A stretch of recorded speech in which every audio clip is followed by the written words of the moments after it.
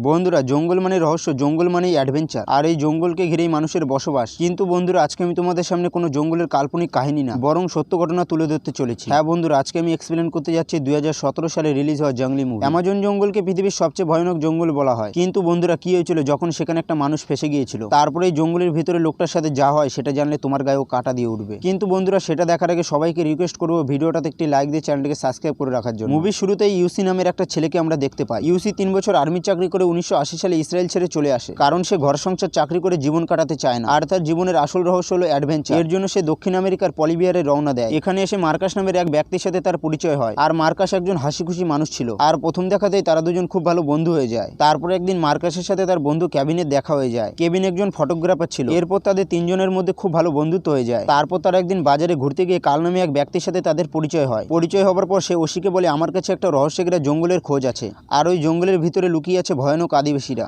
আর তারা আমাদের থেকে অনেক আলাদা। আর আমাদের সমাজ শিক্ষিত হলেও তাদের ওই জঙ্গলের ভিতর এখনো আদিম যুগ চলছে, আর ওদের খোঁজ এই দুনিয়ার কেউ জানে না। আর তুমি যদি চাও তাহলে আমার সাথে ওখানে যেতে পারো। আর এসব কথা শুনে ওশি তার বন্ধুদেরকে জানায়, কিন্তু মার্কাস আর কেভিন তার কথায় বিশ্বাস করে না যে জঙ্গলের মধ্যে এখনো আদিম যুগ চলছে। কিন্তু ওশির কথা শুনে তারা দুজন কালের সাথে দেখা করতে রাজি হয়ে যায়। তারপর কাল তাদেরকে একটা ম্যাপ দেখায়, আর সে তাদেরকে কিছু অজানা জায়গার কথা বলে যেখানে আদিবাসীদের সাথে রয়েছে অনেক গুপ্তধন। কিন্তু এসব কথা শুনে মার্কাস আর কেভিন অতটা বিশ্বাস করে না, তাই তারা দুজনেই ওই ভয়ঙ্কর কুখ্যাত জঙ্গলের ভিতরে যেতে রাজি হয় না। কিন্তু শেষমেশ তারা ওশির কথায় রাজি হয়ে যায়। আর কাল তাদেরকে বলে, আমি জঙ্গলের ব্যাপারে সবকিছু জানি, আর এটাও বলে যদি কোনো বিপদ আসে তাহলে আমি সামলে নেব। তারপর 1981 সালের 4ই নভেম্বর তারা সবাই মিলে রওনা দেয়। আর বন্ধুরা, দেখতে দেখতে তারা অ্যামাজনের গভীর জঙ্গলে ঢুকে পড়ে, যেখানে চারিদিকে শুধুমাত্র সবুজ গাছে ভরা। তারপর সারাদিন ঘোরার পর তারা থাকার জন্য একটা ঘর বানায়। আবারও পরের দিন বেরিয়ে পড়ে তাদের উদ্দেশ্যে। আর এভাবেই তারা একটু একটু করে গভীর জঙ্গলের মধ্যে ঢুকে পড়ছিল। তারপর তারা আস্তে আস্তে জঙ্গলের সাথে পরিচিত হতে থাকে। আর তারা এই জঙ্গলের ব্যাপারে অপরিচিত হলেও কাল এই জঙ্গলের ব্যাপারে সবকিছুই জানতো। তারপর তারা জঙ্গলের ভিতরে ঘুরতে ঘুরতে এমন একটা জায়গায় পৌঁছয় যেখানে কিছু মানুষ ঘর বানিয়ে বসবাস করছে। আর সেখানে তারা কিছুদিন থেকে আবারও রওনা দেয়। তারপর তারা যাবার সময় কাল একটা বানরকে দেখতে পায়, আর দেখার সাথে সাথে তাকে গুলি করে মারে। তারপর তাকে রাতের খাবার হিসেবে তৈরি করে। অনেকদিন ধরে হাঁটাচলা করার কারণে মার্কাসের পায়ে ঘা হয়। কাল তার চিকিৎসা করে, কিন্তু দেখা যায় তার মধ্যে কোনো হাঁটার শক্তি নেই। তারপর কাল তাদেরকে বলে, আমরা এখন যে জায়গায় আছি সেখান থেকে আর 4 দিন হাঁটাচলা করলেই আরেকটা গ্রামে পৌঁছে যাব। কিন্তু মার্কাসের পক্ষে হাঁটাচলা করা অসম্ভব ছিল, তাই তারা ঠিক করে নদীপথ হয়ে যাবে। তারপর তারা সবাই মিলে একটা ভেলা তৈরি করে, আর ওই ভেলায় করে নদী পার হতে শুরু করে। তারপর যেতে যেতে তারা নদীর একটা জায়গায় প্রচন্ড স্রোত দেখতে পায়, আর স্রোতে তাদের ভেলাকে উলটপালট করে দিচ্ছিল। কিন্তু তারা হার না মেনে অনেক কষ্টে নদীর পাড়ে পৌঁছয়। তারপর কাল তাদেরকে বলে সে আর জঙ্গলের গভীরে যাবে না, কিন্তু কেভিন বলে আমি নদীপথ হয়ে যাব। আর এদিকে মার্কাস যদি নদীপথ হয়ে যায় তাহলে তার পায়ের ক্ষতি হতে পারে, তাই কেভিন ঠিক করে তাকে তার সাথে নেবে না। মার্কাসও তখন বলে, আমি তাহলে কালের সাথে অ্যাপোলোতে ফিরে যাব। অ্যাপোলো মানে তারা যেখান থেকে যাত্রা শুরু করেছিল। তারপর কেভিন আর ওশি মিলে কালের কাছ থেকে নদীপথের রাস্তাটা ভালো করে জেনে নেয়। কিন্তু কাল তাদেরকে বলে সামনে গেলে নদীর ভয়ানক স্রোত আছে, আরও বলে এই ভেলায় করে ওখানে যাওয়া মানে মৃত্যুর সঙ্গে পাঙ্গা নেওয়া। তারপর কাল আর মার্কাস সেখান থেকে চলে যায়। এদিকে কেভিন আর ওশি নদীপথে যাত্রা শুরু করে দেয়। আর এভাবে কিছুদিন কাটার পর তাদের সামনে নদীর ভয়ানক স্রোতের বাঁক আসে। আসলে এই ব্যাপারে কাল তাদেরকে আগে থেকেই বলেছিল,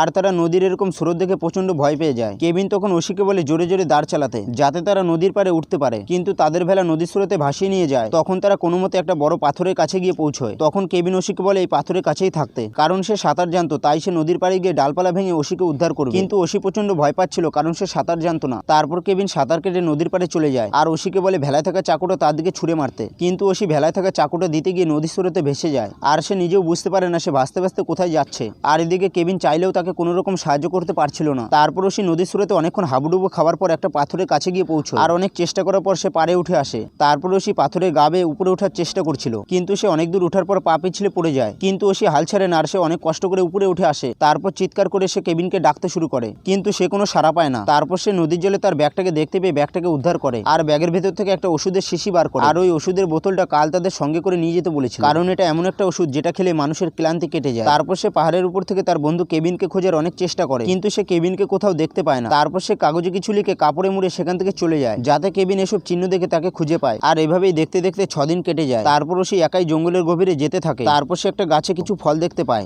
আর সে গাছে উঠলে সেখানে তার জন্য একটা সাপ অপেক্ষা করছিল, কিন্তু সেই সাপটাকে পাথর দিয়ে থেতলে মেরে ফেলে। তারপর সে সারাদিন এদিক ওদিক ঘোরার পর রাত্রেবেলা একটা জায়গায় গিয়ে ঘুমিয়ে পড়ে। আর জঙ্গলে থাকা পশু পাখিদের কারণে সে ঠিক মতন ঘুমোতে পারছিল না। তারপর সে একদিন ঘুমিয়েছিল, তখন সে দেখতে পায় তার দিকে একটা বাঘ আসছে, আর সে বাঘটাকে দেখে প্রচন্ড ভয় পেয়ে যায়। আর সে নিজেকে বাঁচানোর জন্য আগুনের উপর একটা স্প্রে করে, আর এবারের মতন সে বেঁচে যায়। পরের দিন ওশির মাথায় প্রচন্ড যন্ত্রণা শুরু করে। সে দেখে তার মাথা ফুলে গেছে। আসলে কিছুদিন আগে তার মাথায় একটা যোগ ঢুকে পড়েছিল, কিন্তু সে এবার যন্ত্রণা সহ্য করতে না পেরে তার কাছে থাকা একটা জিনিস দিয়ে কপাল কেটে ওই যোগটাকে বার করে। আর এটা কোনো সাধারণ যোগ ছিল না, কারণ এটা ছিল অ্যামাজন জঙ্গলের ভয়ানক যোগ। আর ওশি এতটাই অসহায় গিয়েছিল যে নিজের প্রাণ বাঁচানোর জন্য জঙ্গলের ভেতরে যা দেখছিল তাই খাচ্ছিল।